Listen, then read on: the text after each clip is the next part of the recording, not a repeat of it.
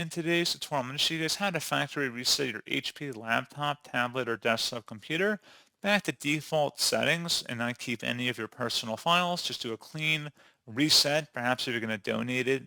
This should hopefully be a pretty straightforward process, guys. And without further ado, let's go ahead and jump straight into it.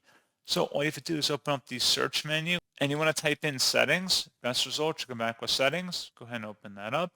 On the left panel, select system. It may also be updating security if you're on an older version of Windows. On the right side, scroll down and select recovery. And then underneath recovery options, select where it says reset this PC. Choose to keep or remove your personal files and then reinstall Windows. Select reset PC. If you want to do a clean refresh or restore of your computer and remove everything, you would select the remove everything option, removes all of your personal files, apps, and settings. Follow along with the on-screen wizard, and that's pretty much it. It could take some time to run as well. So pretty straightforward process, guys. And as always, thank you for watching. I do hope that was able to help you out. And I do look forward to catching you all in the next tutorial. Goodbye.